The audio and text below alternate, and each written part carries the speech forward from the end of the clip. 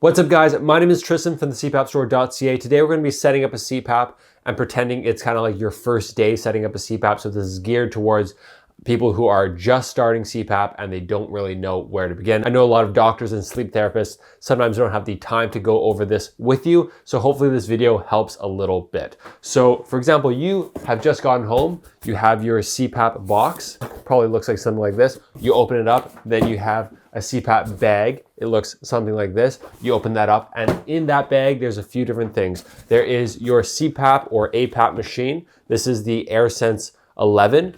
If you have an AirSense 10, it's gonna look like that big black kind of triangle one. You might also have a climate line tube.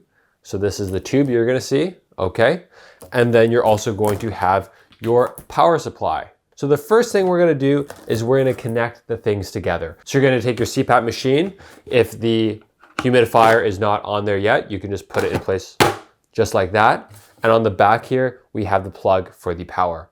Now we're gonna take our power cord, looks like this. We're gonna plug it in, and then we're gonna plug the entire thing into the wall. One thing to also know is this is where you also see the filter area. So you want to open this door and make sure that there's at least a filter in it before you use your CPAP. If there is, then that's good. You can put it back and snap it closed just like that. Now, looking at your machine in general, we have a touchscreen interface up front. If you have an AirSense 10, you have a dial. We have that power button on the top here. And then on the side, you're gonna have an SD card slot. So I can press it inwards like this and pull out kind of the SD card placeholder. This is just a piece of plastic and you can put your SD card inside to get the sleep data. Okay, so I just plugged it in and now you can see the front interface is turned on there. There are a few different types of machines that you may have gotten. For example, this one here is the AirSense 11, and this has the cellular modem in it, meaning it can connect to the internet. So you can connect this machine here to your MyAir app, which we'll get to in a minute. Some machines, for example, the AirSense 10 card to cloud, don't have that cellular modem. So the only way it's gonna be recording that data is through the SD card, okay? Now you can also get the AirSense 10 with the cellular data modem, and that's gonna be able to connect to the internet and gonna connect to your MyAir app and send stuff to your doctor. So before you begin, you might wanna figure out which machine you got. Now, if you have one with the cellular modem in it, for example, the AirSense 11, you're gonna want to take your phone and download the MyAir app. When you download the MyAir app, you're gonna put some name, date of birth, stuff like that into the app.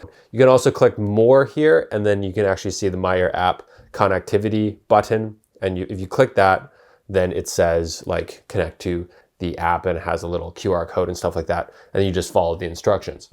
Now the MyAir app is gonna give you a pretty easy data set to understand on how your sleep is tracking. So it's gonna give you stuff like AHI, which is basically events per hour, and mask leak. It's not gonna give you like your total minute by minute like raw data report that your doctor is gonna go through like every 6 months with you or whatever. It's just pretty much, did you leak and did you use the CPAP machine and did you still have a lot of apneas? That's basically the only thing that the MyAir app shows you. It's pretty simplistic. But with the modem machines, you can just see that every day and you get a little sleep score and you can say, oh, I slept 95 points, good, or I slept and I got the score of 40, not good. And then you can make adjustments like that. Okay, now with all the machines, they all have the SD card slot. Okay, so you want to take out this little placeholder here and put in an SD card if you have one at the time. If you don't have one, you can still use your machine without the SD card, go to bed, try it. But eventually, maybe a week in, a month in, you're gonna wanna put your SD card in there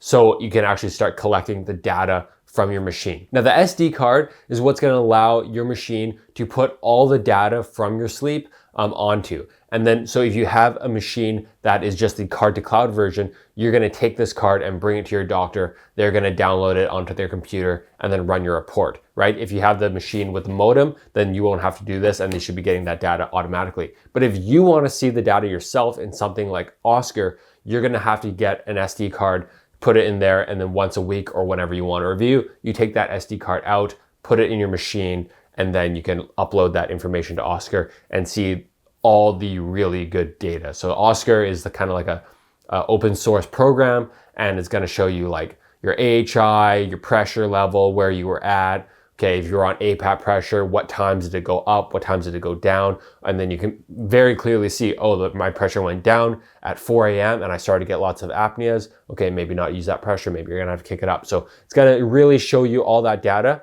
And that's why it's important to understand what Oscar is and use your SD card slot in your SD card to record that data so you can really dial in your sleep apnea therapy going forward. But for a lot of people, now, and when I say a lot of people, I honestly think probably a majority of people, they get their machine, they get the MyAir app, and as long as their AHI is low enough, they don't care, they're getting the therapy they need, and they're happy. Perfect. Not everyone wants to do this crazy data analysis all the time using Oscar, okay? So that is just explaining what machines do what. So try to figure out what machine you have. If you have the one with the cellular modem, download the MyAir app and at least connect the two before you get into a rhythm of things. That's pretty much good.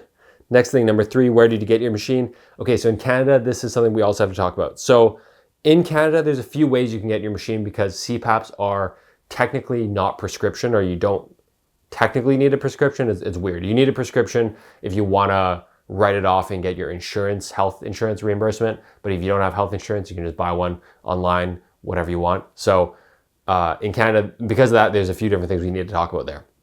So if you bought it online without a prescription, so say you don't have insurance and you're just like, I think I have CPAP, went online on our website, bang, bought one, showed up to your door, then it's not gonna be set to any pressure settings. So when you plug it in and turn it on and go to and just like click go, which is the top button, it's just gonna give you a pressure of 4 to 20, and it's probably gonna be automatically already on that APAP mode, which is not bad per se, because you don't have a prescription, so you're just kind of testing everything out. But in that case, definitely get an SD card, download your data, look at Oscar, and start to understand how to read your graphs so you can really start dialing your pressure going forward. That there is a totally different video. I could spend an hour doing that, so we're not gonna get into that. Bought it online with a prescription, and you know what the prescription is. For example, say your doctor gave you a prescription for a CPAP machine, and on that prescription it said like 10 to 12 or something, or maybe like it'll be like usually a little bigger range if it's your first time, so it might be like 8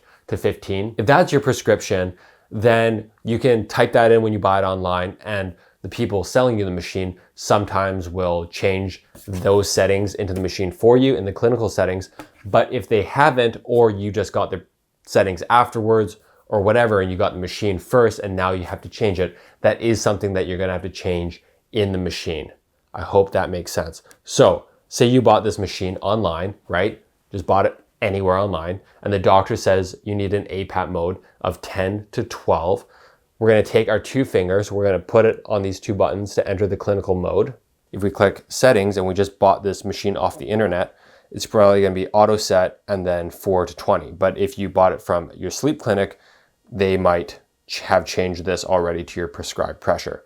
It might be 11 to 14, for example. That's all they really do. That's the main focus point of the CPAP machine. So you can save thousands of dollars if you buy it from an online store like us, for example, versus your in-person sleep clinic, and just do that yourself. So you might have to take it to a doctor and they'll do it for you, or you ask your doctor, what was my prescription, and they'll give it to you. If you bought it in store, in a clinic or whatever, then your prescription is most likely already in the machine. So your sleep therapist, before you got to the appointment, they probably like put it in the clinical setting so you have nothing to worry about. So when you do get home with your CPAP, you can just turn it on. Okay, so those are just a few things to understand. To summarize, do you have a modem cellular CPAP, or do you have a card to cloud CPAP?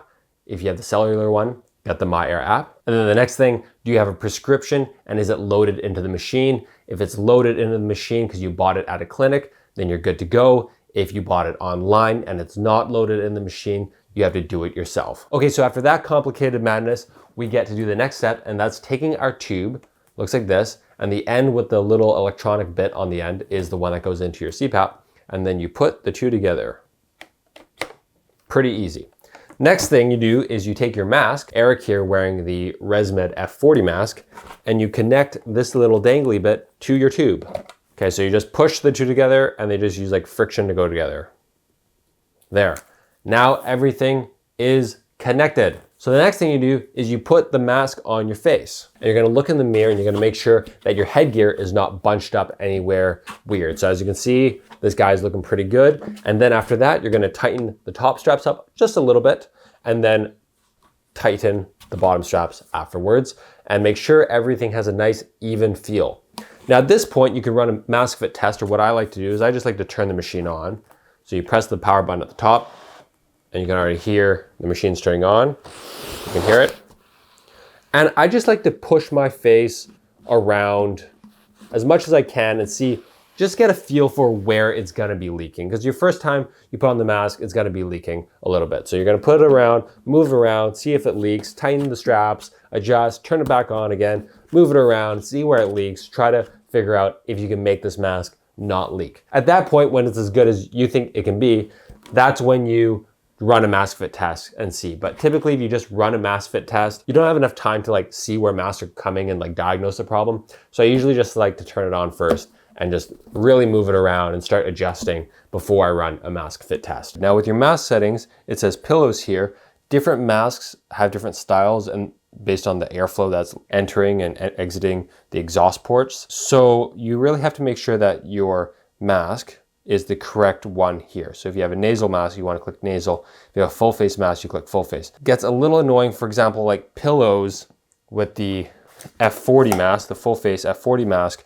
This actually requires the setting of pillows, even though it's a full face mask. So you might have to check with your manufacturer website, look at the mask that you have and make sure it's actually lined up, because a lot of the masks aren't actually lined up. Again, the full face mask of the F40 is actually a pillow mask.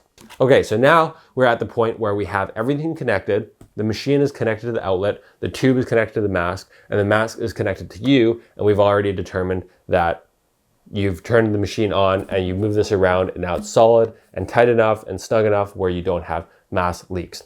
Now it's time to go to bed. Now to make things more comfortable, your machine is gonna come with a humidifier chamber like this. It clamshells open, so if you take your fingers and put it right in here, it opens just like that. Now this humidifier chamber has a heater plate on the bottom, and this heater plate heats up to make the water warm, allows the humidity to go into the air, and then it's run through your tube into your mouth. Okay, so if you take your climate line tube and you plug it in the back here, you're gonna see it says climate line connected, and then climate control, auto, you can make it manual and adjust different stuff. But I think honestly, for your first night, auto is fine. Tube temperature auto is pretty darn good. Now you're gonna have to add water to your humidifier tank. So you're gonna take it out like this.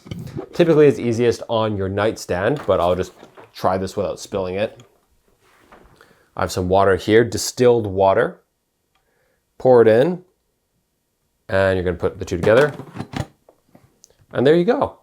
Very easy, and that's how you add humidification to your CPAP. Okay, so that pretty much completes setting up your CPAP machine. When you're ready and you completed all the steps we talked about, you just hit the top button here, this power button, put the mask on first, then you hit the power button, okay? And it's gonna start going. You'll hear it. Once it's going, you just try to sleep the best you can, which is probably not gonna be very good if it's your first time sleeping with CPAP. It's probably gonna suck, but don't worry. It will get better. And to make things a little bit better, if you do have a tube support system, something that I definitely recommend, then you obviously would install that now. And I'll show you what that looks like. So this is a Raptor tube support system, okay? And if you have one, you're gonna put it on your nightstand or underneath your bed, but this here works pretty good for me. Screw this down. Okay, so once you put your tube support system, then you would just hook your tube there, and that's gonna keep a lot of the weight off your face throughout the night. A CPAP tube support system, I think probably 95% of people who buy them love them, and they can pretty much last the rest of your life. So you might as well start with one. It's gonna make your life a lot better. The other thing is the wipes. So when you do wake up in the morning, how do you clean your CPAP? Well, you can watch our video on how to clean a CPAP, but just on your first day, you don't have to do a full clean of your CPAP. You only need to do that like once a week. But your daily clean, you should take a mask wipe like this and just wipe everything, because you're gonna be drooling in it and breathing in it for 8 hours a day. You wanna make sure that it's nice and clean and bacteria free and stuff, so you don't get yourself sick. So you wipe the cushion, okay, you wipe all the nooks and crannies, you wipe the headgear a little bit. Okay, you might want to unclip your tube connector. A little bit of a wipe there. There you go. Let it dry just next to your bed. It'll be a lot cleaner and smelling a lot more fresh every day going forward. So make sure you get mask wipes and do that every morning. Okay, that's it. I hope you enjoyed this video. We're gonna make a video on MyAir App and Oscar soon. If you wanna see my rundown on cleaning a CPAP, it's here. Let us know in the comments if this was useful. I hope it was. I'm sorry it was a bit long, but there's a lot of different niche little points here. And yeah, okay, have a good day. Bye-bye.